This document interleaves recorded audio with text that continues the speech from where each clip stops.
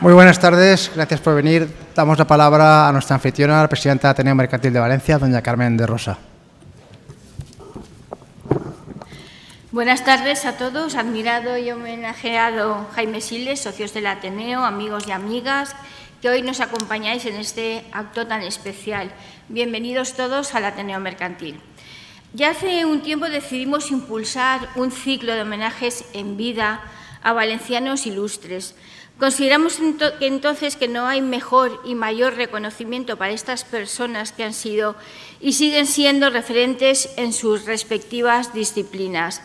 Valencianos ilustres y respetados que acumulan a sus espaldas una dilatada y prolífica trayectoria. En este caso, el merecido tributo se le rinde a Jaime Siles, especialmente por su bagaje literario como maestro de poetas que es. Y me gustaría ensalzar su inestimable labor, porque este poeta valenciano ha estado ligado de una manera efectiva al Ateneo Mercantil, pues ha participado en diferentes ediciones como jurado del Premio de Poesía y ha sido invitado de lujo en nuestro ciclo Poetas en el Ateneo, así como en innumerables eventos literarios, presentaciones de libros, etcétera, durante los últimos años, siendo, como decía anteriormente, un referente no solo para los amantes de la literatura, sino también para todas las secciones culturales de nuestra entidad.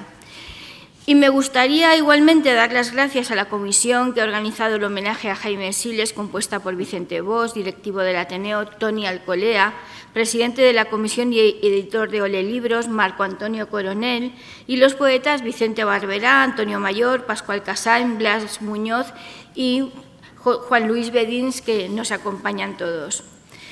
Como presidenta del Ateneo es un orgullo celebrar este homenaje, como ya le hicimos hace un tiempo al añorado Ricardo Beibeser.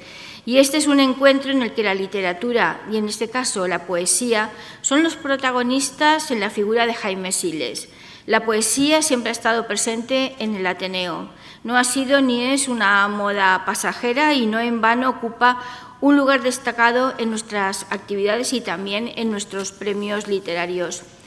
Poesía en el Ateneo se introdujo en esa sección que fue Poetas en el Ateneo y Aula de Poesía. En el primero de ellos, hoy rebautizada como Literateneo, conocemos más a fondo a los mejores poetas del panorama nacional y en el segundo nuestros socios se reúnen para poner en común sus lecturas sobre poesía e incluso recitar sus propias creaciones.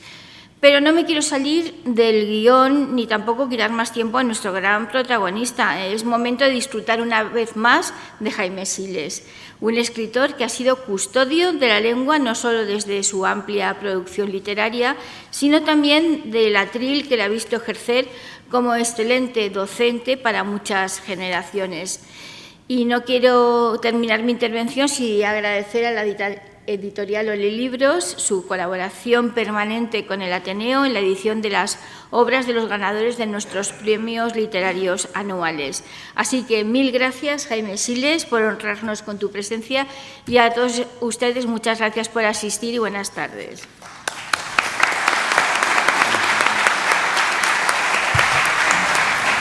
Muchas gracias, señora presidenta. Dicen que la diferencia entre un hombre sabio y un hombre culto, en esta sala hay muchos hombres cultos, es que si al hombre culto le preguntas, por ejemplo, ¿qué pasó el 8 de julio de 1836?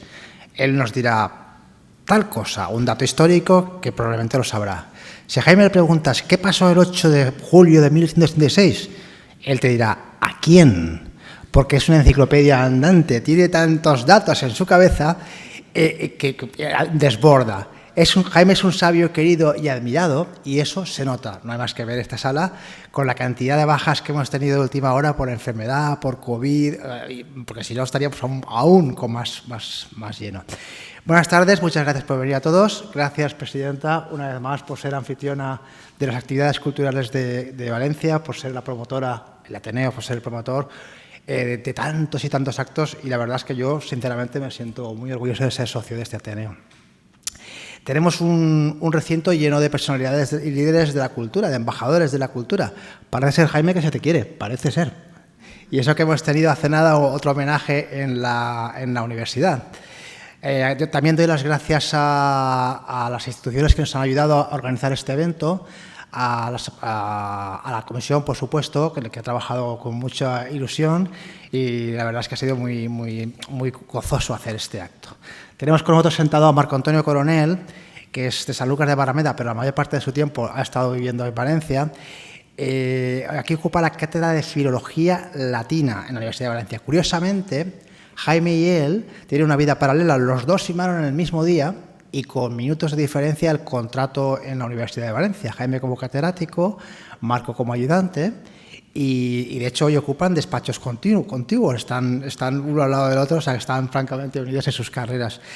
Marco es especialista en literatura latina, es humanista y en teoría de las ideas. Destaca sus trabajos sobre Juan Luis Vives y otras destacadas figuras del humanismo europeo. Como he comentado, que no estoy seguro, lo digo por si acaso, ahora mismo ocupa la cátedra de Filología Latina de la Universidad de Valencia. Gracias por venir también y por haber participado en la comisión tan activamente. Estos homenajes, como ha comentado nuestra presidenta, lo que se pretende es no esperar a que la persona que hace tanto por la comunidad, que aporta tanto a nuestra cultura o el ámbito que desarrolle, no esperar a que no esté, que es muy español y muy valenciano, ¿no? Cuando no estás, cuando nos acordamos de él.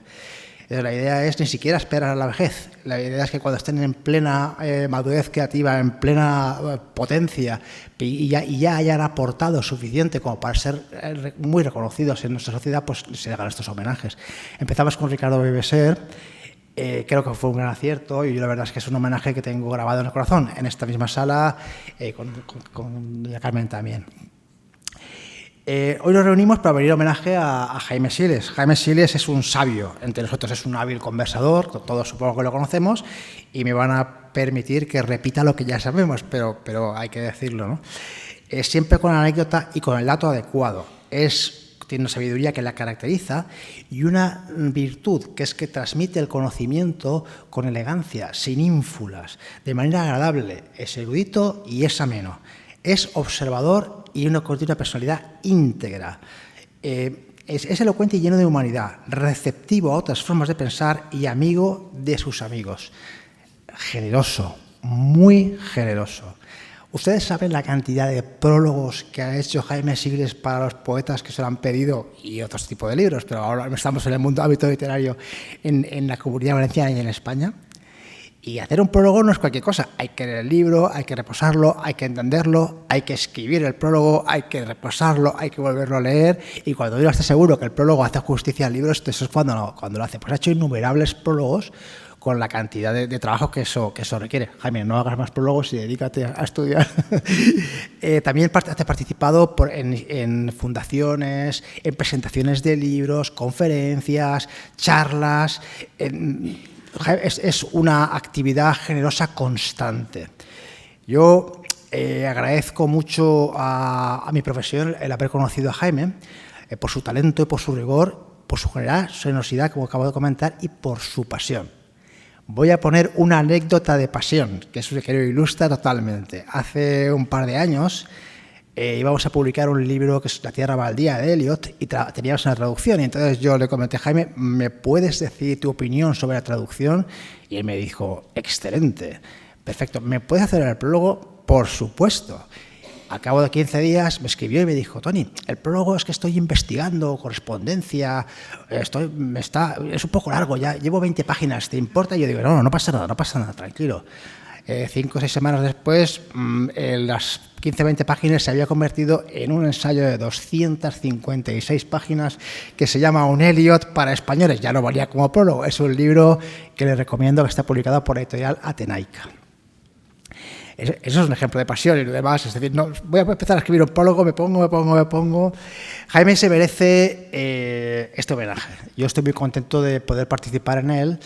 He hablado con muchas personas para organizar el evento y las palabras que me han escuchado han sido de incondicional afecto, admiración y amistad. Enhorabuena, Jaime, porque desde luego, insisto, que se te quiere. Es uno de los grandes poetas de este país, no lo discute nadie, y se mueve con una habilidad en la docencia en la creación y en la crítica, y además crítica literaria y crítica académica. Es pues un sabio, un erudito. Aunque ya sabemos todo su currículum, voy a hacer un pequeñísimo extracto, y es que ha sido secretario de la Revista de Occidente, presidente de la Asociación Española de Estudios Clásicos, asesor de Cultura en la representación permanente de España ante la Oficina de la Organización de las Naciones Unidas, director del Instituto Español de Cultura de Viena, agregado cultural en la Embajada de España en Austria, catedrático honorario en la Universidad de Viena, profesor visitante en varias universidades como Graz, Salzburg, Madison, Wisconsin, Bergamo, Turín, Ginebra, Orleans, profesor titular en la Universidad de St. Gallen. Actualmente es catedrático emérito de Filología Latina en la Universidad de Valencia. Tiene innumerables premios, premio de la Crítica Nacional, 2 veces premio de la Crítica Valenciana, premio internacional de la Fundación Loeb, Generación del 27, premio José Hierro, premio Jaime Gil de Viedma, y además tiene varios premios, en concreto 3, por el conjunto de su obra. Es el premio de las Letras Valencianas, Santa Teresa de Ávila y el Andrés Bello. Hijo predilecto de la ciudad de Valencia, doctor honoris causa por la Universidad de Clermont-Ferrand. Es una suerte tenerlo entre nosotros, porque sabe mucho de literatura y sabe mucho de la vida, y es uno de los nuestros. Felicidades, Jaime.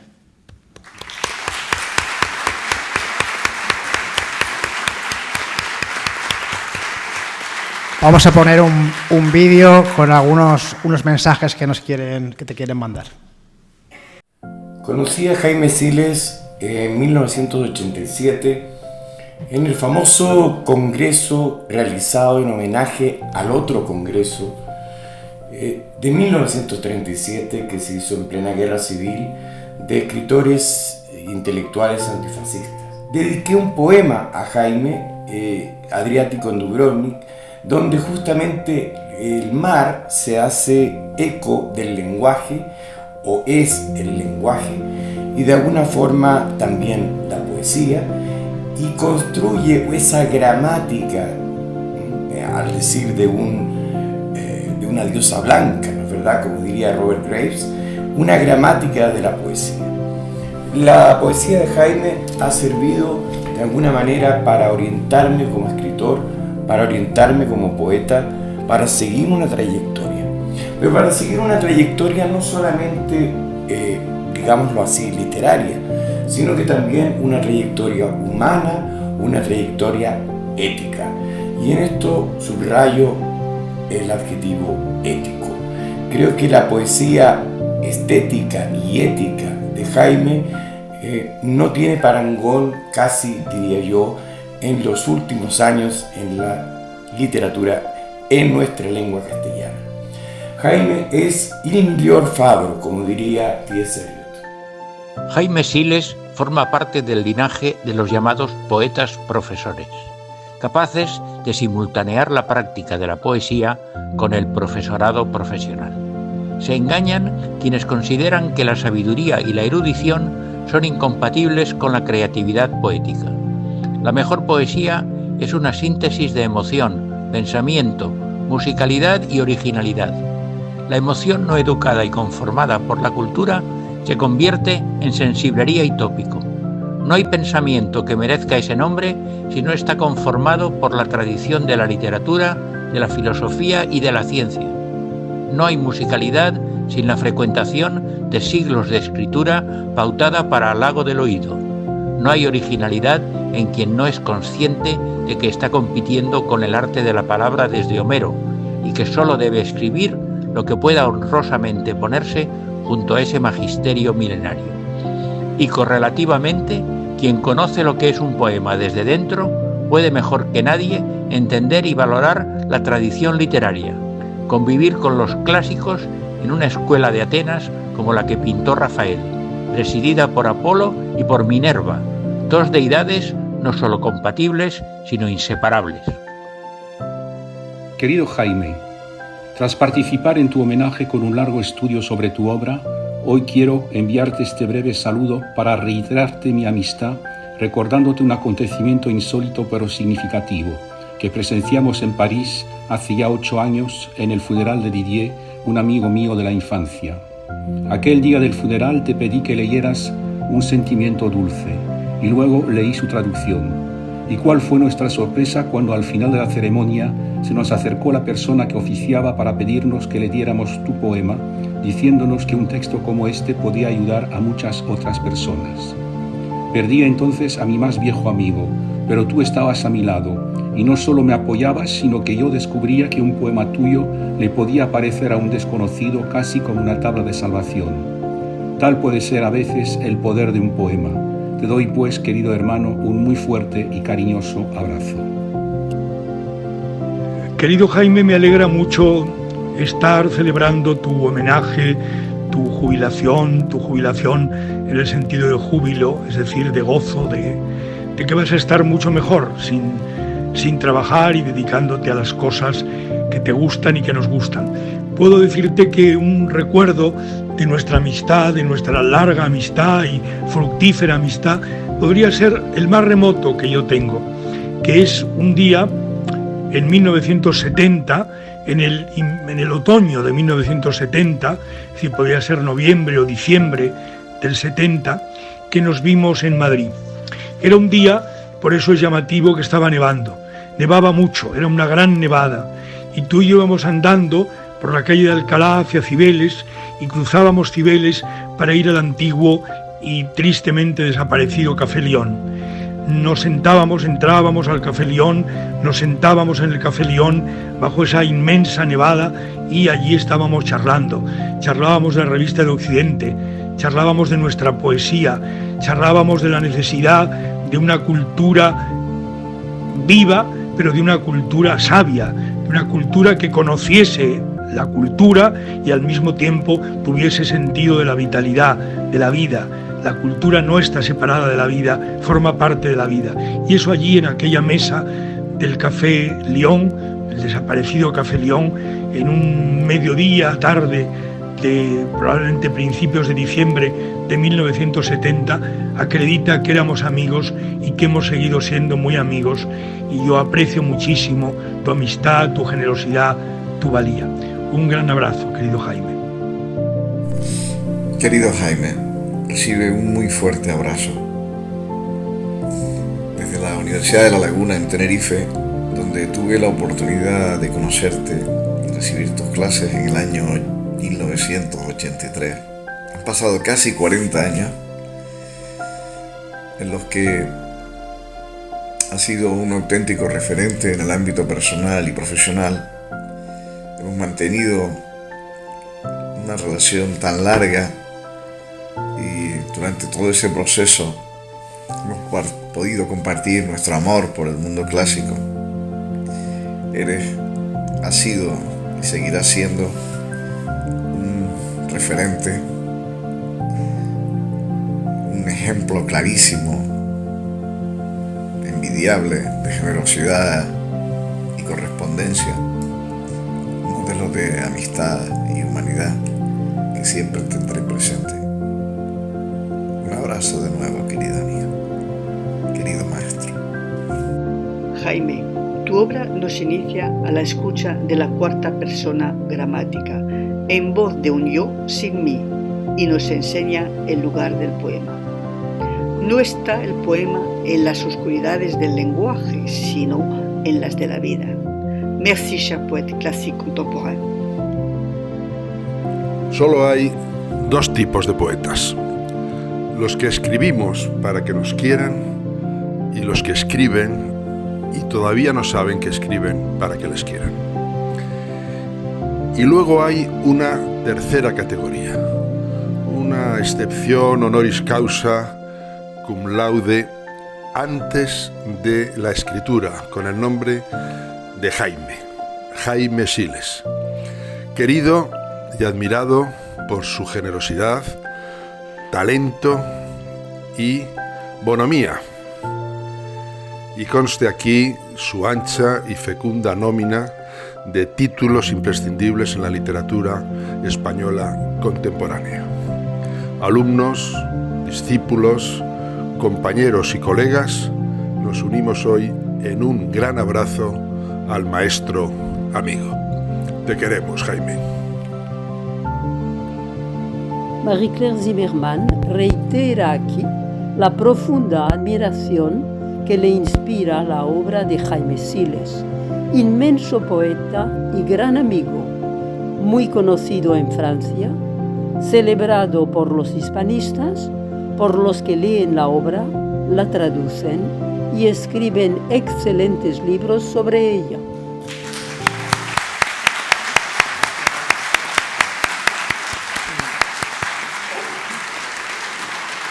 Gracias. Vamos a hacer ahora un formato de entrevista antes de darle la palabra a Jaime. Y ya que tomo la palabra a Marco Antonio. Sí, bueno, lo que quieras. Si quieres decir tú algo y luego Marco Antonio empieza la entrevista. Bueno, yo tengo que dar en primer lugar las gracias al Ateneo y a su presidenta por organizar este acto, a la comisión que lo ha hecho posible y a todo el mundo que ha venido hoy aquí a mostrarme su afecto. Un homenaje lo que significa es que uno se ha hecho viejo, fundamentalmente eso. Pero bueno, haber llegado hasta aquí no está mal, ¿no? Hay que dar gracias a Dios por ser viejo y sobre todo por ser viejo rodeado de grandes amigos, ¿no? Como muchos de los que han aparecido, como todos los que han aparecido aquí y todos los que estáis aquí, ¿no? Me ha sido muy grato ver, en fin, que uno de mis alumnos más antiguos, tal vez el más antiguo está aquí, porque es Javier Casado, que es historiador y le di clase en la Universidad de Alcalá en el año 80.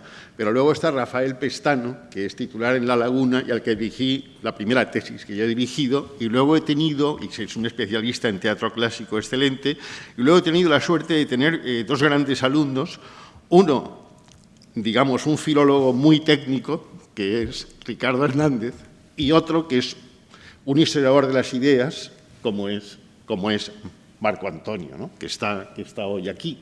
Y he visto también que hay algún alumno de las últimas promociones de clásicas que también ha querido venir a acompañarme y se lo agradezco mucho.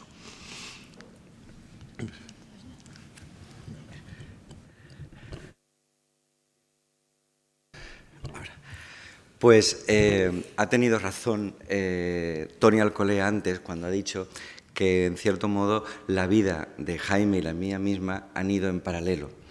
Es estrictamente cierto que firmamos el contrato el mismo día y aún recuerdo aquella sala de mesas que parecían camillas de hospital y que con unos funcionarios amables, pero con cierta dificultad para levantar la cabeza de la mesa. Yo llegué allí con mi afán del primer contrato como ayudante y me dijeron, allí tienes que ir a aquella mesa a firmar. Y estaba sentado Jaime, yo dije, disculpe usted, vengo a firmar el contrato, me han dicho que es aquí. Y me dijo, sí, espérese. Y Jaime me dijo, hombre, vienes también al departamento de clásicas, yo estoy firmando también ahora mi contrato. Y así nos conocimos en aquel sitio, aprendí de hospital, pero que luego ha resultado nuestra casa común y donde hemos crecido y hemos compartido muchísimas cosas. Tengo que decir que en los últimos tiempos presenté el libro de Jaime de poesía Galería de Rara Antigüedad, fui uno de los presentadores. Luego, en la propia Junta de Facultad, defendí su candidatura a profesor emérito. También hablé de Jaime en la UNESCO, aquí en Valencia. El otro día también en un homenaje que se dio en la universidad. Y hoy aquí, hoy no vengo a hablar, vengo a entrevistarlo. Pero fíjense ustedes lo que significa el destino, ¿no? Empezamos en un despacho y llegamos aquí. Y este destino me ha llevado pues, a estar a su lado. Incluso hoy el protocolo ha querido sentarme a su lado, que también algo tiene que ver el destino, ¿no? Y como yo considero que el destino no es un corsé, creo que existe, pero creo que no es un corsé. Creo que es una especie de horizonte de expectativas. Y entonces, para mí, lo más hermoso de ese horizonte mío es estar siempre al lado de mis amigos, estar siempre reconociendo y dando las gracias a mis maestros.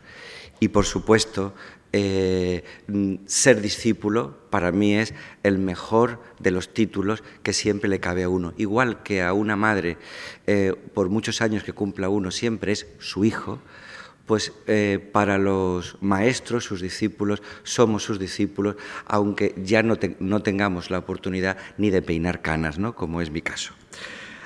Así que me siento enormemente feliz por este destino y por este privilegio que he recibido, ¿no? Y me alegra seguir aquí acampado a la sombra de mi maestro, ¿no? Porque esto es verdaderamente lo que Jaime representa para mí.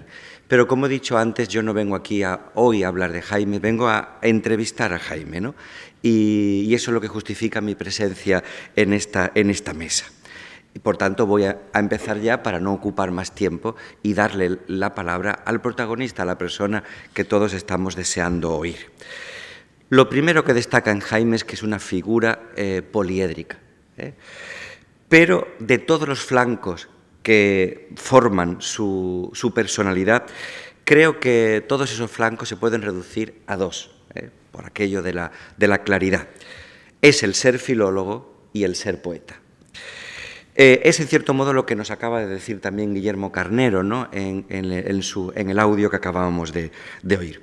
Pues Jaime, para comenzar precisamente me gustaría preguntarte esto. ¿Qué es para ti ser filólogo y qué es para ti ser poeta? Y sobre todo, ¿cómo coexisten y cómo interactúan esos dos polos de tu personalidad y estos dos ámbitos de tu creatividad? Bueno, pues muchas gracias, porque me parecen unas preguntas muy significativas, que son las dos, digamos, esferas en que yo me he movido a lo largo de mi vida intelectual y personal también. Pero antes, si me lo permites, y puesto que tú y yo creemos en el fatum, creemos en el anaqué, creemos en el destino, hoy, 17 de mayo, era el cumpleaños de mi maestro Antonio Tobar. Fíjate.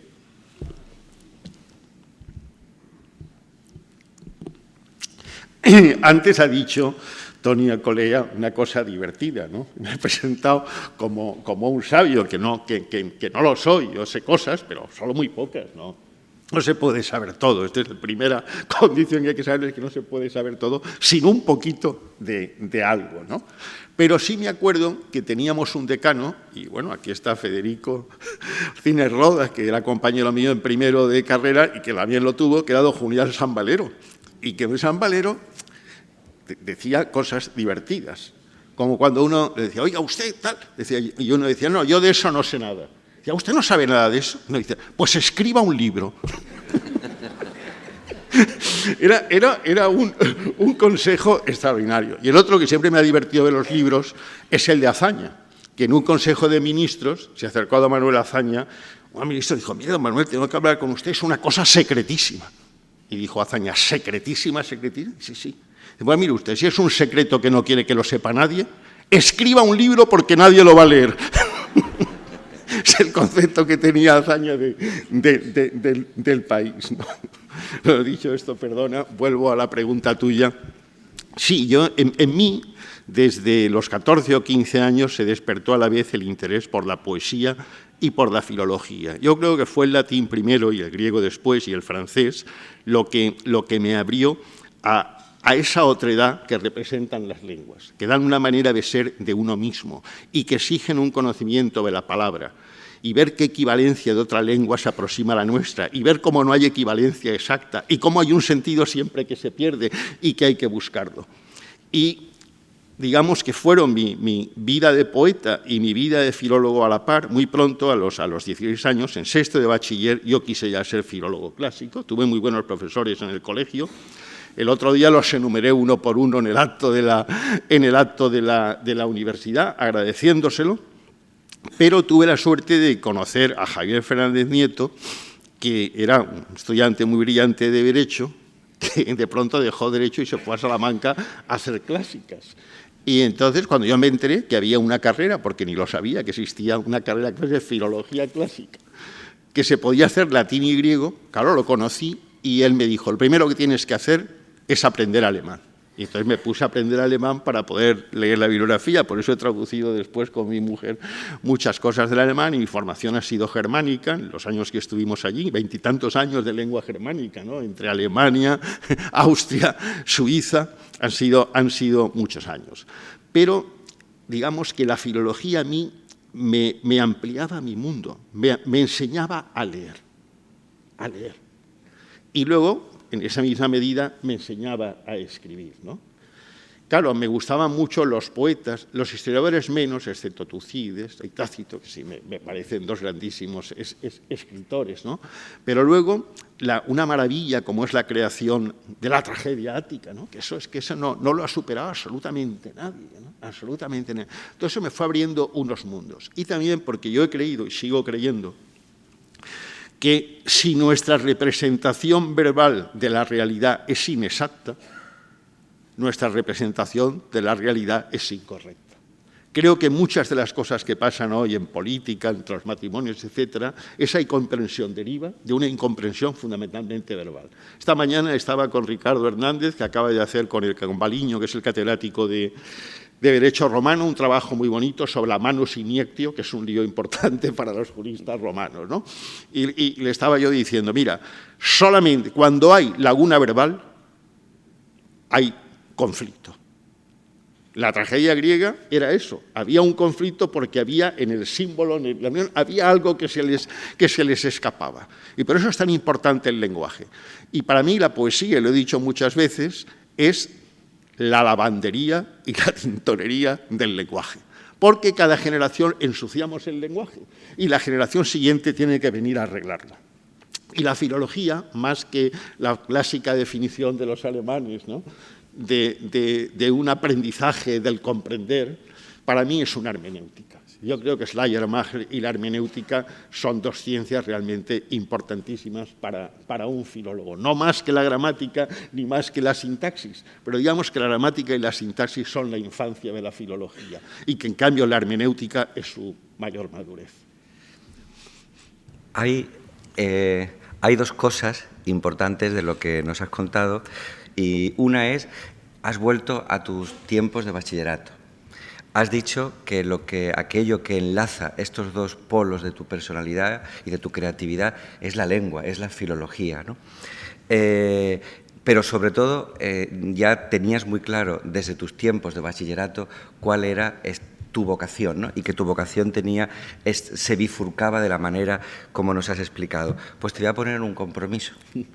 Y el compromiso es, hoy en día, con estas nuevas leyes educativas, en la que ya directamente no podremos, ya no tendremos ni lavandería de las palabras, porque directamente las palabras se tiran por el sumidero, ¿no?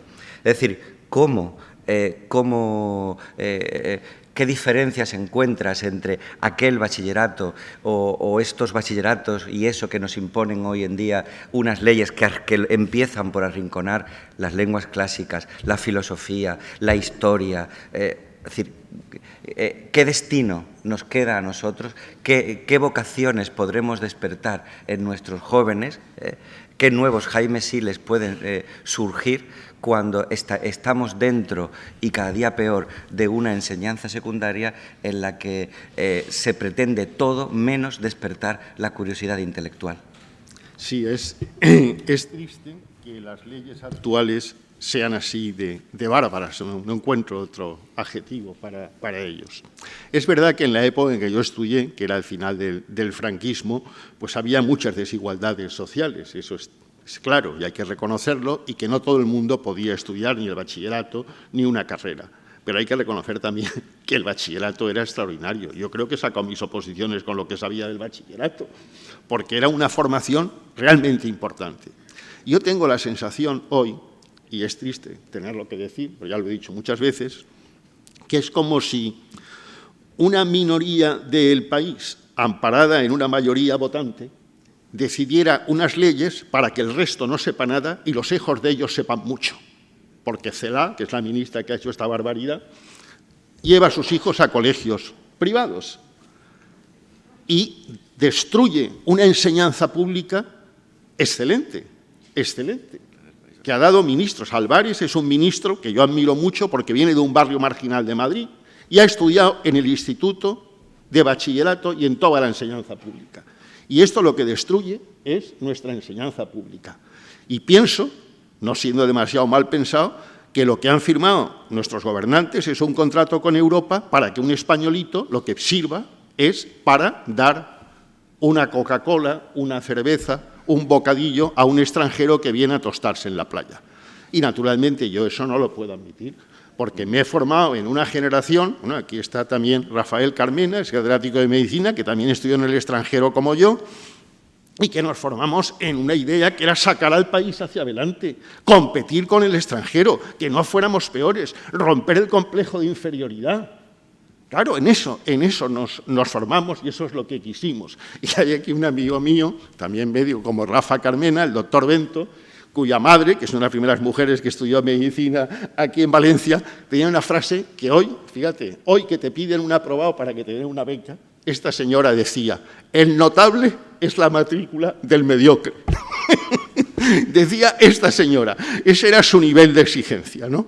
Y entonces, claro, esa exigencia es la que hoy se ha perdido, pero no solo porque falle la escuela, no solo porque fallen el ministerio, es porque falla la propia sociedad.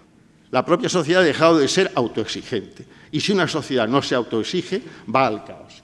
Las palabras de Hipóloco Glauco en la Ilíada son la base de toda la cultura occidental y del progreso occidental. Cuando le dice Hipóloco Glauco, y esa es la norma moral de Occidente, la verdadera norma de Occidente, esfuérzate por ser el primero y el mejor en todo. No hay otro consejo. Conseguirlo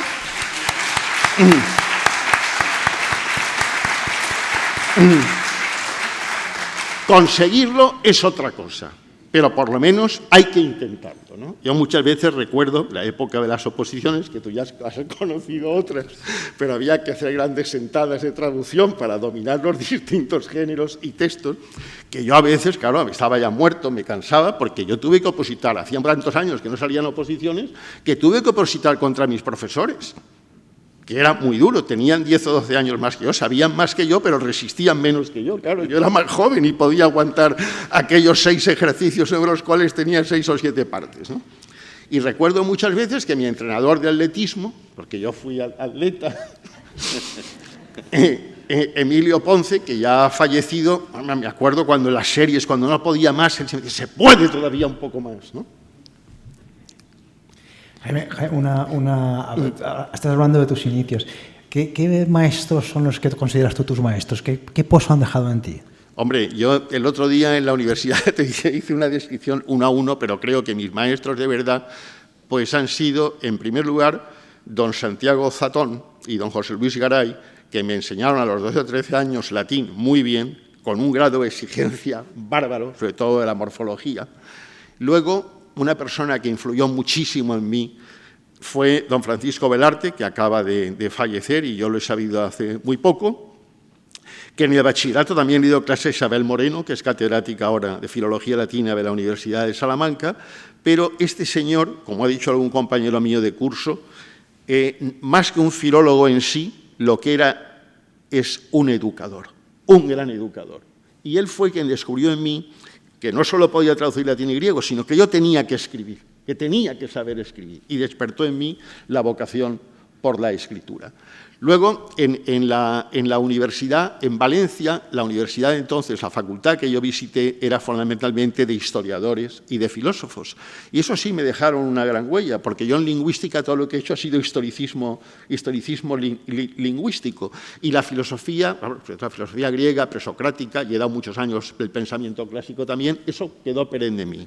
En Salamanca, claro, era una facultad muy técnica, y tuve la suerte de tener en lingüística indoeuropea a don Luis Michelena, en filología latina a Carmen Codonyer y a don Ricardo Castresana, en arqueología a don Francisco Jordá, ¿no? Un helenista excelente que fue Máximo Brioso, que me enseñó todas las partículas griegas, cómo se traducían, ¿no? Y luego una persona que me despertó la afición por las lenguas prerromanas de la península ibérica, que era don Javier de Oz. Luego me fui a Alemania con una beca de la Fundación Juan Mar, y allí me formé con Antonio Tobar, que fue mi director de tesis. Pero luego me contrató a la Universidad de Colonia y trabajé con Jürgen Untermann como ayudante suyo en la elaboración de los Monumenta Linguarum Hispanicarum. Eran 2 temperamentos muy distintos. Tobar era un sabio imperialista, hacía todo. Y en cambio Untermann era un hombre de su especialidad, un hombre de gran método. Untermann era el método, ¿no? Y no se llevaban bien entre ellos, ¿no? Y de hecho siempre Untermann se quejaba de que yo admiraba más a Tobar que a él, aunque él se consideraba mejor lingüista indoeuropeísta que Tobar. Pero yo le decía, pero es que Tobar sabe todo. Tobar sabe todo de todo, y él era mucho más restringidos, ¿no? Yo creo que esos han sido los grandes maestros para mí. Y luego he aprendido mucho de mis alumnos. He aprendido mucha lingüística arcaica con Ricardo, he aprendido historia de las ideas y de la traducción en el Renacimiento con Marco Antonio, mucho del teatro clásico con Rafael Pestano. ¿No? Hay un momento en que son tus alumnos quienes te enseñan, ¿no? Jaime, partiendo también o siguiendo con este mismo tema, ya que has citado, ¿no?, tu paso por Salamanca, después en Alemania, en Tübingen, ¿no?, en Colonia, ¿no?, Tobar, Untermann. No te voy a preguntar por diferencias entre la Universidad Hermana y la Universidad Española, pero es un tema que tú y yo lo hemos hablado muchas veces, la existencia de dos tipos de filología. La filología como técnica y la filología como hermenéutica de la vida, ¿no? Que esta contraposición entre las dos filologías, tú sabes que la he padecido muchas veces en oposiciones y demás, ¿no? ¿Qué opinas sobre este tema? Hombre, es un tema que, digamos que los especialistas están divididos porque más que corresponder a dos especialidades distintas, corresponden a especies distintas de personalidades e individuos, ¿no? Yo creo que hay quien cree en la palabra como una salvación, que es tu caso y el mío, posiblemente, y quienes creen que la palabra solo es un objeto, como podría ser un microbio, una piedra, una planta que hay que analizar y observar. Esto, aplicado a lo que es la cultura clásica, pues es muy claro. De Grue, los años 30 lo decía muy bien. Hay dos maneras de enfrentarse a un texto clásico. Uno es la del lingüista, que solo quiere conocer el sistema de la lengua, y otro es el del filólogo, que quiere conocer cómo funcionan esas palabras en el tiempo y en el espacio, en el género literario, etc. Y yo creo que eso es lo que nosotros distinguimos como filología formal y filología real. Claro, la filología formal es una manera de llegar a la filología real. Efectivamente. Pues, efectivamente, Jaime, esto que acabas de decir creo que nos sirve también para concluir lo que sería ese pilar de tu personalidad como profesor, como filólogo. Me gustaría preguntarte ahora cómo fue tu tránsito hacia la poesía, o si quieres que lo planteemos de otra manera, ¿no? ¿Cuáles fueron las primeras lecturas que desvelaron en ti la vocación poética? Bueno, mi madre, mi madre era buena lectora de poesía, pero no de la gran poesía, sino de la poesía que ella conocía. Una de las hermanas de mi padre sí era muy buena lectora de poesía y conocía muy bien a Juan Ramón, ¿no? Y yo, en los primeros contrastes con la realidad, en unas contrariedades que le opone a un joven el mundo en el que está viviendo, pues claro, lo que leí fue a Bécquer, fue a Machado, leí todo Juan Ramón, leí Unamuno, ¿no? Pero hay hechos así curiosos, y un compañero mío de curso, Paco Ramos, me regaló una Navidad la antología de Gerardo Diego, La generación del 27. Yo me quedé admirado con aquella escritura.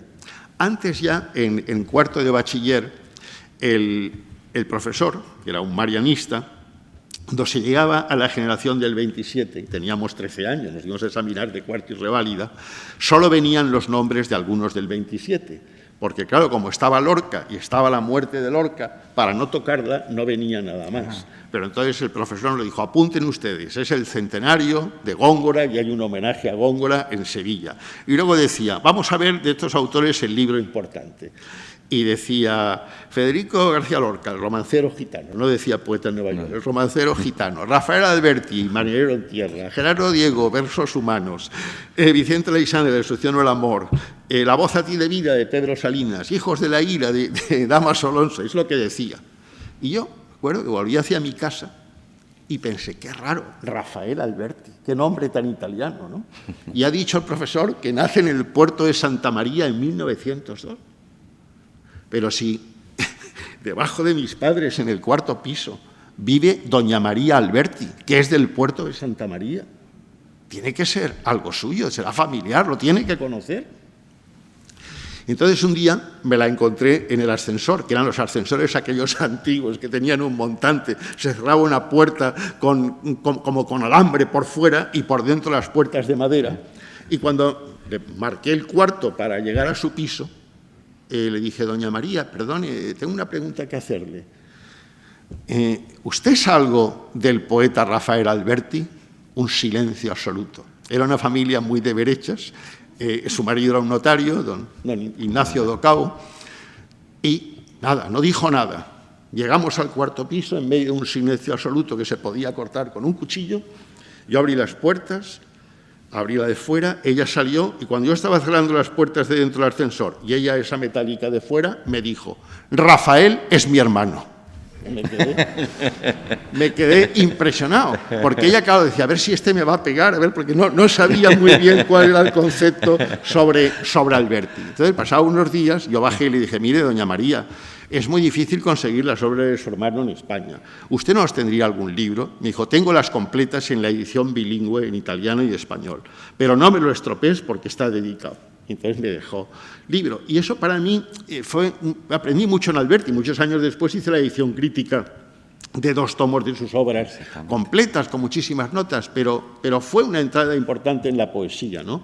Y luego tuve un gran maestro, generosísimo, que lo hemos comentado muchas veces, Cuenca, Carnero, Villena, todo el mundo que lo ha tratado, que fue Vicente Aleixandre, ¿no?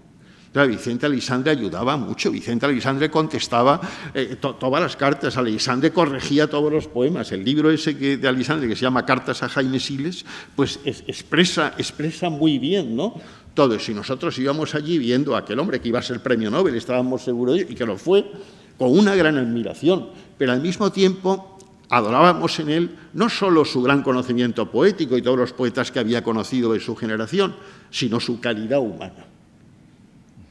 De hecho, cuando yo quise irme a Alemania y salir de España, pensé, ¿cómo me voy a ir? ¿Cómo voy a conseguir que me den una beca de la Fundación Juan Mar?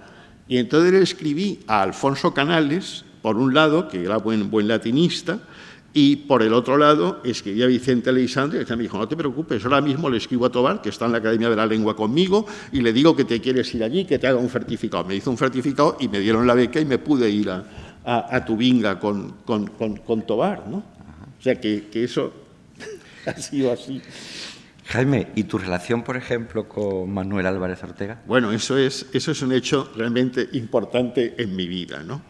Álvarez Ortega es un poeta curioso. Ahora se celebra su primer centenario y yo pertenezco al patronato de esa fundación porque él, que era una persona desabrida, donde las haya, ahora contaré anécdotas de él, un día llegó a mi casa y me dicen, ¿ha llamado Manuel Álvarez Ortega? Y digo, ¿estará mal? No, que llama Manuel Álvarez Ortega. Bueno, llamé, me dijo, sí, tengo que hablar contigo. Fui a Madrid y cuando me abrió la puerta le dije, Manolo, tienes un cáncer. Y me dijo, sí, quiero hacer una fundación y que estés en el patronato de ella y tal. Y es la última vez ya que nos vimos, ¿no? Pero Álvarez Ortega para mí fue un descubrimiento, porque la poesía española de entonces a mí no me gustaba nada. La poesía social me parecía malísima, me parecía que tenía razón moral de existir, pero que destruía el texto, que no tenía calidad literaria, que era poesía escrita con buenas intenciones, pero que como poesía era francamente mala. Y entonces, claro, había una censura no solo del franquismo, había una censura de la izquierda, que también tenía que proteger ese tipo de poesía. O sea, había que luchar contra los flancos. Primero pasar la censura del franquismo y luego pasar la censura de la extrema izquierda, que aquellos poemas le parecían estupendos cuando no valían absolutamente nada, como se ha demostrado, ¿no? Entonces, en esa lucha, yo tenía 18 años, había sacado muy buenas notas en primero de carrera. Entonces mi madre me dijo, oye, te voy a regalar los libros que quieras, vamos a ir a una librería. Y como yo en las librerías solo compro donde hay poesía y filología clásica, si no se dan esas dos condiciones no compro en una librería. Lo tengo asumido. O sea, si no hay textos de latín y de griego, de historia antigua, por un lado y poesía por el otro, ya entro y saludo y tal y me voy. Pero esa librería existía aquí, había dos, una Lauria, que era muy buena, y otra que es en la que entré con mi madre en el año 68, 69, creo que era 69, que estaba en el pasaje de Laurian, en el Artis, al lado del Artis, que era Viridiana. Y en Viridiana, aparte de ver unos libros de lingüística que me compré, había una sección de poesía. Y hojeando así los libros, de pronto me encontré con Dios de un día de Manuel Álvarez Ortega. Yo me quedé deslumbrado, me dije, ¿pero quién es este poeta? Si no viene en ninguna antología, esto sí que es poesía de verdad. Y entonces, cuando fui a Madrid, llegué al Gijón, y estaba allí Ángel García López y me dijo, mira, te presento a García Nieto, a Gerardo y a otros. Dije, no me interesa conocerlo. Pero, hombre, ¿cómo puede ser así? A mí solo me interesa de la poesía española de posguerra Manuel Álvarez Ortega. Dice, estás de broma, ¿no? Y dije, no, de broma, ¿por qué? Dice, mira, él llega y se sienta al margen de todos en una esquina allí. Ahora tiene una placa en el Gijón que le pusimos. Y lleva 30 años diciendo, algún día vendrá una generación europea bien formada, sabiendo idiomas, que dirá, esto es lo que hay que hacer en poesía. Y ahora llegas tú, coño, y le dices lo que él quiere oír. Total, que Álvarez Ortega me hizo un gran examen, porque Ortega te examinaba y... Entonces me acuerdo que le dijo Umbral lo escribió con gracia. Yo era muy delgado entonces, porque salía del atletismo de fondo. Y le dijo Álvarez Ortega a Umbral, Jaime Siles está muy bien alimentado. Y entonces dijo Umbral, pero si están los huesos. Y dijo Álvarez Ortega, muy bien alimentado poéticamente. Que era lo que a él le interesaba. Entonces Álvarez Ortega me dijo, tú con las ideas poéticas que tienes que conocer a tu generación, a Antonio Colinas, a Guillermo Carnero, a Luis Alberto de Cuenca, a Jean Ferrer, y me puso en contacto con todos ellos desde muy pronto, ¿no?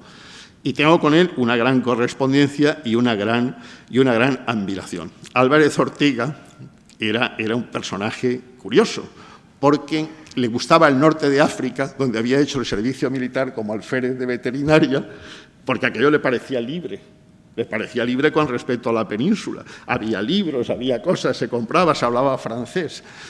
Y cuando llegó a Madrid como veterinario, una vez lo llamaron porque había un problema con unas mulas que no comían, y le preguntaron, pero hombre, ¿usted no sabe aplicar la fórmula? Y dijo, yo la fórmula, yo me acuerdo de un verso de Balaguer, de uno de Homero, pero de la fórmula. Este era Álvarez Ortega. Se jubiló a los 45 años y tenía una casa tan grande, para él solo, que iba en bicicleta por dentro. Pero lo más famoso de él era la tacañería. La tacañería. Todavía se cuenta que le dieron un premio de 750.000 pesetas de los años 79-80 y entonces me invitó a mí a un café con leche y a un sándwich de jamón y queso. Solo cuenta, y el único al que invitó fue a Jaime Siles. Y cuando le hicimos un homenaje en Madrid, Umbral estaba a mi lado y me decía Umbral, si yo hubiera sido como es Manuel Álvarez Ortega, aún no habría publicado un primer artículo en un periódico, por cómo era él con la gente, ¿no? Porque era brutal, ¿no? Una vez me acuerdo que estaba Carlos Bousoño, que ya era académico, y estábamos en Olivers tomando una copa, y le dijo Carlos Bousoño, muy cariñoso, hombre, Manuel, oye, me ha gustado mucho tu último libro. Y le dijo él, pues no te puedo decir lo mismo, porque a mí los tuyos no me han interesado ni me van a interesar en la vida. Sí, así era Álvarez Ortega, ¿no? Y la tacañería también era famosa, y puedo contar muchas, pero voy a contar, digamos, las para menores de edad, no para mayores de edad. Álvarez Ortega se iba a Córdoba, porque era cordobés, una Semana Santa. Y tenía un Mercedes grandísimo que se había traído de Melilla. E iba con el coche y había allí en el Gijón un individuo, el Lolo le llamaban, que se decía traductor, pero que nunca se supo que tradujera nada. Y era un sablista profesional, vivía del asalto a todo aquel que podía. Y entonces Manuel Álvarez Ortega se encuentra en la carretera hacia Andalucía al Lolo haciendo autostop. Y lo reconoce y para, y sube el Lolo al coche. Y Manolo le dice, voy directo hasta Córdoba sin parar, para no tenerle que invitar a nada. Pero el Lolo le insiste, Manolo, para, porque no puedo aguantar más, para. Ya Manolo para, dice, bueno, pues tú entra. Dice, es que yo tengo mucha hambre, dice Lolo. Dice, pues entra, que yo voy a poner gasolina. Manolo entra, pone gasolina, deja que el Lolo entre, el Lolo no sale, va a buscar, ¿no? Y el Lolo está allí comiéndose un filete tras otro y le dice, oye, vámonos, que estás comiendo. Dice, sí. Y dice, oye, Manolo, que he cobrado una traducción. Dice, sí, mira, sacó el dinero el Lolo. Y yo te invito. Y dice, Manolo, pues mira, me está entrando hambre. Eso se contaba de Manolo. Pero también recuerdo que en ese homenaje, que yo creo que es la última vez que vi ya a Umbral, porque estaba enfermo, me dijo Umbral, tú eres más joven y vivirás lo suficiente como para algún día te pasará lo mismo que pasa ahora con Pessoa. Mucha gente en Portugal dice, yo conocí a Pessoa, y tú podrás decir, yo conocí a Manuel Álvarez Ortega. Esa era la admiración que despertaba en nosotros y que sigue despertando la obra importantísima y desconocidísima de Manuel Álvarez Ortega, desconocidísima porque él colaboró a que no fuese conocida. Tanto es así que cuando publicó su poesía completa, hizo un listado de 32 personas dignas de leerla. Yo tengo un ejemplar. Luego lo engañamos y sacamos para más gente, porque claro, aquello era un escándalo. Ya, reservado derecho de admisión como en los bares, decía él. Jaime, ¿qué nos puedes contar también de Gil Albert o de Octavio Paz? No, Gil Albert era la persona más educada que yo he conocido. Y era una excepción en Valencia, era una persona finísima. Era un gran lector de francés y de inglés, que vivía en una economía de realmente lo que en latín se llama parsimonia, ¿no? con un ahorro absoluto de todo, pero con mucha elegancia y dignidad, y que tenía la suerte de que las modas, como van corriendo, lo cogían siempre. Va girando el tiempo y había un punto en que el jersey suyo estaba de moda, el cinturón estaba de moda, los zapatos estaban de moda, ¿no? Y recuerdo que me lo presentó Francisco Brines, nos llevó un día de enero del 70, nos llevó a Guillermo Carrero y a mí a ver a Juan Gil Albert, que es como lo conocimos y como entramos en su casa. Y allí estaba Feli, que es una criada que habían tenido toda la vida y que yo creo que no cobraba, que estaba allí por devoción familiar a la familia, lo cual habla muy bien de la familia de Juan Gil Albert, ¿no? Y Feli decía señorito Juan, señorito Jaime, y la última vez que yo vi a Juan Gil Albert, poco antes de que muriera, llamé por teléfono y Feli me dijo, mire, está muy mal, yo le avisaré si está mejor. Y me llamó y me dijo, oye, está mejor. Entonces fui a verlo. Y esto lo digo porque no es una butad de Juan, esto es como él era de verdad. Le dije, ¿qué estás leyendo, Juan? Porque me dijo, no, ya no escribo, estoy leyendo nada más. ¿Y qué lees? Dice, mira, acabo de descubrir un escritor maravilloso. Y cogió un libro suyo y empezó a leérmelo. Y era verdad, eso era lo que a él le gustaba hacer. Y eso es lo que había hecho. Me parece una anécdota extraordinaria. Esa y otra de él, que una vez entramos en la librería jurídica que hay en la esquina de la calle Comedias, con la nave, porque ahí había poesía, allí vendían los libros de Jorge Guillén y ahí se vendían los libros que el propio Gil Albert editaba bajo un sello que se llamaba Mis cosechas. No tenía ninguna el pobre, pero parecía que lo pagaba con sus cosechas. Y entró y muy serio le dijo a la dependienta, por favor, deme un libro que no tenga premio. Pues vean ustedes cómo no me equivoqué al principio, cuando dentro del Jaime poliédrico que dije, escogí dos facetas, ¿no? La faceta de filólogo y la faceta de poeta, ¿no? Que es lo que hemos estado hablando hasta ahora. Pero hay otro apartado de tu obra, Jaime, en el que confluyen estos dos aspectos, ¿no? Tanto la filología como la poesía. Y creo que es el apartado de tus traducciones. ¿Puedes comentarnos algo sobre tu faceta de traductor? Sí, bueno, la faceta de traductor fundamentalmente para mí ha sido poética, ha sido traducir poetas que me gustaban, pues del catalán, del inglés, del francés, del alemán, del italiano, ¿no? Y del portugués. Es lo que yo he traducido. Y del latín y del griego, claro, poetas. Pero luego, como mi mujer es germanista y traductora, pues ella tradujo mucha prosa, tradujo teatro, y ya me aficioné a eso. Pero para mí la traducción es como para los pianistas, cuando están en un periodo que tienen que hacer manos y dedos. Cuando uno está en periodo seco, en dique seco, lo mejor es traducir. Traducir lo de otros, porque eso lo va asimilando uno. Es un ejercicio intelectual maravilloso, porque por un lado, claro, es metáfora, en el sentido que hay que trasladar de un sitio a otro. Metáforas son las casas de mudanzas en Grecia hoy. Y también es hermenéutica, de lo que hablábamos, es interpretación. Y esa parte de interpretatio también me gusta mucho, sobre todo ver qué forma hay de que no se pierdan los sentidos que el texto tiene, o cuál es la mejor manera de traducir ese texto, ¿no? Pero para mí, en mi conformación y formación como poeta, yo diría que la traducción ha sido la labor más importante, más determinante. ¿Y son paralelas, tal vez, a tu faceta de ensayista? Antes ha hablado de Keats, ¿no? Sí, hombre, son paralelas en el sentido de que yo he leído ensayos que de otra manera no hubiera podido leer, porque en español no estaban. Digamos que ha sido más útil para mí en el periodo en que opositaba, porque la generación anterior a la mía sabía pocas lenguas modernas y leer la bibliografía les costaba muchísimo. Y yo podía, bueno, digo pasearme, pero iba más rápido que ellos leyendo, ¿no? En ese sentido, sí.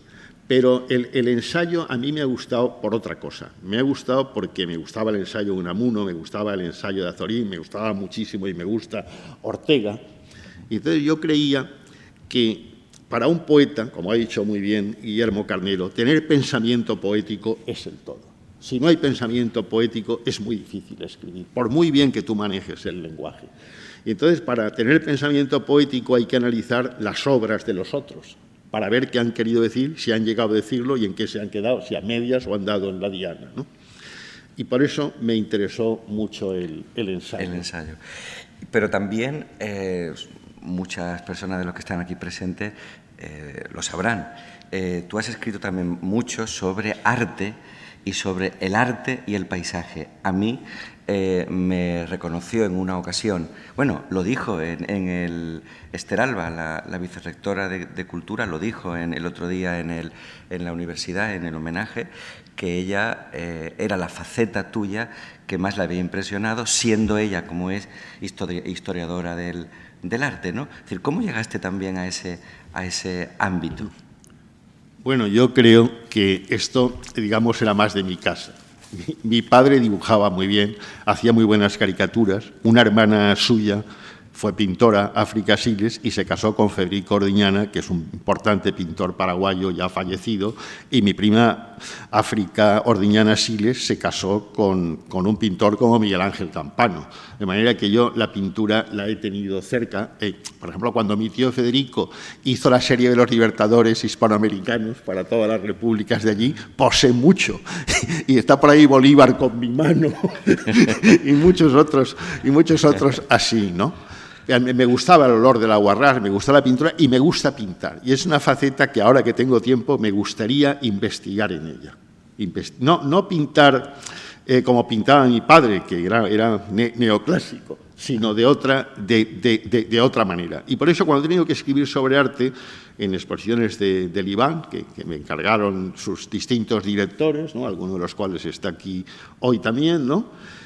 Lo hice con interés, me divertí y espero algún día recoger esos estudios en un volumen.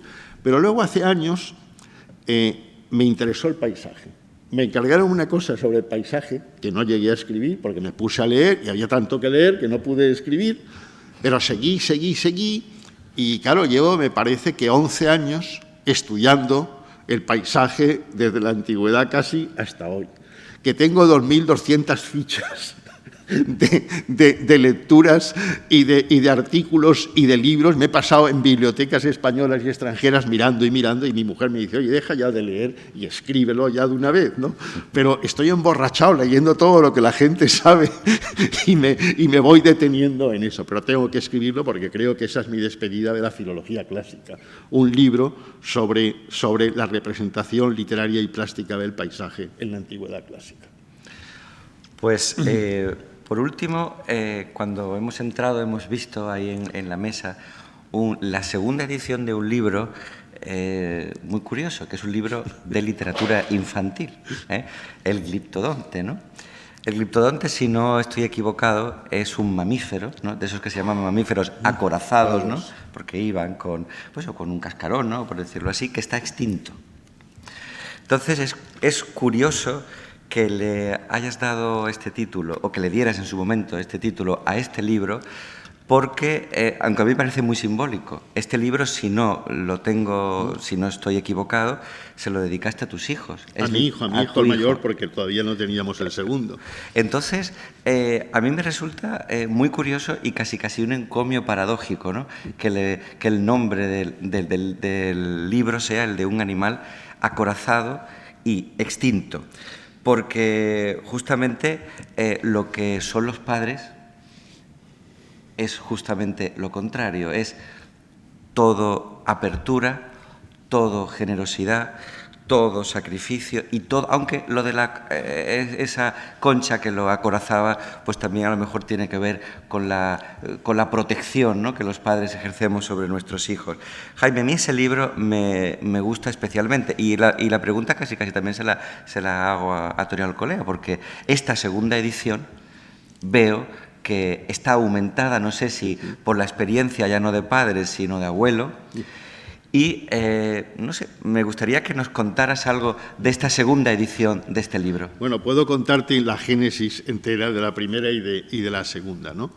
En la primera edición, mi hijo Jaime era pequeño, vivíamos en Viena, pero ya empezaban a jugar con los aparatitos eléctricos y todo eso, y a mí el lenguaje es lo que yo creo, ¿no? Yo creo que el yo es un producto del lenguaje, y lo he escrito así.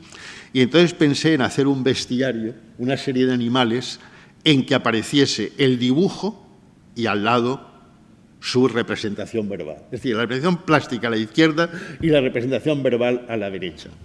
Y entonces lo primero que escribí fue sobre el gliptodonte, porque lo llevaba a veces al Museo de Historia. Yo soy muy de museos. Lo llevaba al Museo de Historia Natural de Viena y estaba allí el gliptodonte en una caja de cristal. Y entonces me inspiró el gliptodonte el comienzo de ese libro, que luego fue desarrollándose. Pero entonces no había Google como hoy, ¿no? Sino que tenía que llevármelo también al zoo, analizar todos los animales, que es lo que iba a escribir, ver los movimientos, tomar percepciones diferentes, y con todo eso pude escribir ese libro. Cuando Tony Alcolea, muy amable, porque es un editor de poesía, que cuando me dijo, yo quiero editar poesía, le dije, bueno, ¿quieres arruinarte? No. Dijo, no, quiero editar poesía. Entonces me pidió el libro. El libro lo había publicado Espasacalpe en su día, tuvo muy buena acogida, fue finalista del Nacional de Literatura, pero claro, ganaron los prosistas, como es lógico, pero en cambio los estudiosos de la literatura infantil y juvenil, que hoy son muy importantes, y es una especialidad importante en didáctica de la lengua, le prestaron mucha atención y lo pusieron entre los 100 mejores libros que había escritos en español para niños, ¿no? Y cuando Tony me dijo, oye, quisiera publicar de nuevo este libro, yo dije, pues el libro no puede ser igual, porque yo tengo nietos y mis nietos. Entonces empecé a pensar en mis nietos y en los animales y añadí 8 nuevos poemas, que son los que ahora están dentro de la edición. Pero no paré ahí, sino que he seguido y tengo un nuevo libro casi, porque tengo 20 y tantos poemas nuevos, absolutamente nuevos, también de este mismo signo, también de literatura infantil. Y este libro además lo sacas en Estados Unidos, ¿no? Bueno, sí, ese fue un éxito y una desgracia, vamos a decirlo así. Ese libro tuvo suerte porque además muchas gramáticas inglesas, francesas, alemanas me pedían permiso para publicar un poema de ese libro, también en alguna edición de Los Niños en España, porque he tenido alumnos que me han dicho, en mi libro venía un poema suyo, ¿no? Y entonces eso llevó a National Geographic a ofrecerme una muy buena edición, muy bien pagada, porque hacían nada menos que 40.000 copias en papel y 10.000 en sistema. Eso, yo claro acepté, firmé encantado. Pero claro, yo no sabía. Luego los toreros lo explican muy bien. Los toreros dicen que cuando viene el toro y ellos están allí, al ministro de Hacienda no lo ven a su lado. Yo tampoco lo veo cuando escribo, pero el ministro de Hacienda enseguida me dijo, oiga, ¿usted le han pagado en dólares todo esto? Y me amargó aquel dulce. Y luego también hay otro libro, ¿no?, que también se publicará hacia finales de año, que también lo editará Ole Libro, que ese es, sí, hace unos días presentamos el homenaje académico, ¿no?, por tu jubilación. Este libro será un homenaje poético, literario, en el que se recogerá, además de un ensayo que yo creo que es magnífico y de lo mejor, ¿no?, que se ha escrito sobre tu obra, de Henri Gilles, ¿no?, que sí, antes nos ha dejado aquí sus palabras. Aparte de eso, habrá una segunda parte de artículos también sobre tu obra, luego una tercera parte de artículos en general, ¿no? Por ejemplo, hay sobre Vicente Aleixandre, es decir, sobre personas que han sido importantes para ti y que, vamos, que los hemos mencionado, que los has mencionado aquí. Luego habrá incluso otro apartado de semblanzas y, por último, un apartado literario, ¿no? Es decir, poetas, amigos de Jaime, que se han querido sumar a este proyecto con un poema dedicado a ti, sobre ti, en fin. ¿Qué esperas tú de este libro, Jaime? Hombre, este es un libro que me hace mucha ilusión. No es que el académico no me la haga, pero el académico es otra cosa, es más serio. Son colegas que han mandado contribuciones, 59 colegas que han escrito sobre temas de mi especialidad que yo también he tratado. Y este es por completo distinto. Este es un libro en que sí hay un gran ensayo de Henri Gilles, que acaba de jubilarse de su cátedra en París, en la universidad, que ya había escrito un libro excelente sobre mí, que publicó Le École Normale Supérieure de Lyon hace años, y que aquí llega, claro, hasta el último libro. O sea, hace un recorrido por toda mi obra. Pero luego, claro, vienen las semblanzas de amigos, de compañeros, de poetas que son de mi generación, o de las anteriores, o de las siguientes, con los que he convivido a lo largo de mi vida, que tienen improntas de mí. Y luego hay también una parte que me ha conmovido mucho, que es la de los retratos y semblanzas que algunos antiguos alumnos míos hacen, ¿no? Uno, por ejemplo, que es Pedro Villena, que ha sido embajador de España en Irán y que habla, que llama así, yo tuve a Jaime Siles en clase, ¿no?, como profesor. Y la de Javier Casado, que fue alumno mío en la Universidad de Alcalá, que es la primera oposición que yo saqué, ¿no? Y me recuerda como yo era, claro, antes de los 30 años, ¿no? Entonces, esas dos han sido muy emotivas. Muy emotivo también me ha parecido el texto de Genaro Talens, el de Guillermo Carnero, y el texto que ha hecho Antonio Colinas, que también me ha parecido hermosísimo, como la semblanza de Luis Alberto de Cuenca y el poema de Antonio Carvajal. Porque Antonio Carvajal, claro, recuerda que me ha conocido con 18 años y que me ve ahora con 71, ¿no? Y entonces contrasta lo que yo quería ser y ahora lo que soy, ¿no? Pues nada, Jaime, aquí llegamos al final de esta entrevista. Han visto ustedes que no nos equivocábamos al principio, ¿no? Es decir, un gran filólogo, un gran poeta, y por tanto a mí solamente me queda que darte las gracias por tu franqueza, por tu clarividencia, por tu valentía, ¿no?, al expresarte, y creo que no hay duda de que representas lo mejor de la tradición cultural valenciana, ¿no?, y que eres patrimonio valenciano, porque escribes en una de las dos lenguas propias de Valencia. Y entonces, en ese sentido, aquí queda claro lo que tú representas para esta comunidad y para toda la comunidad hispanohablante, ¿no?, para toda esta comunidad que formamos juntos algo muy importante en el mundo. Y tú ahí eres una tesela especialmente destacada de ese mosaico, y creo que tus palabras aquí hoy lo han dejado claro. Por mi parte, muchas gracias y, como dije al principio, un privilegio que el destino me haya concedido este regalo de volver a estar aquí sentado a tu lado. Muchas gracias.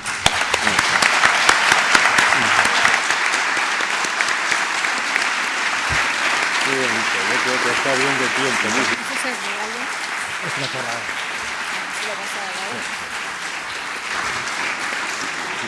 Antes de despedirnos, y si Jaime quiere añadir algo más, te hago entrega de esta cajita. Ha habido muchísima gente que cuando se ha enterado del homenaje ha querido participar en vídeo de alguna manera, entonces era imposible por la gran cantidad de... Les hemos pedido que escriban una carta, que se ha puesto en contacto con nosotros, les hemos dicho, pues escríbeme algo, y me han escrito que las tienes ahí para que te las leas en tu casa con tranquilidad, como veas, solo unas cuantas, ¿eh?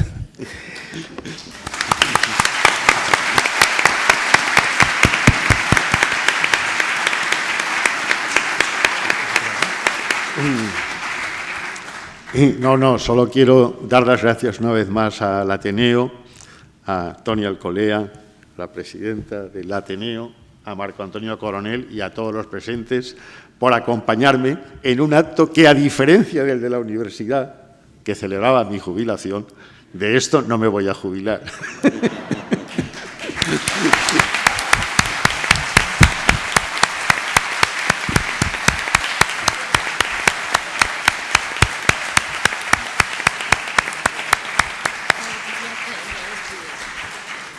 Bueno, pues muchísimas gracias a todos por venir. Gracias a los participantes. Señora presidenta, muy gracias como siempre a este Ateneo que tanto nos cuida y tanto promueve la cultura. Jaime, te queremos.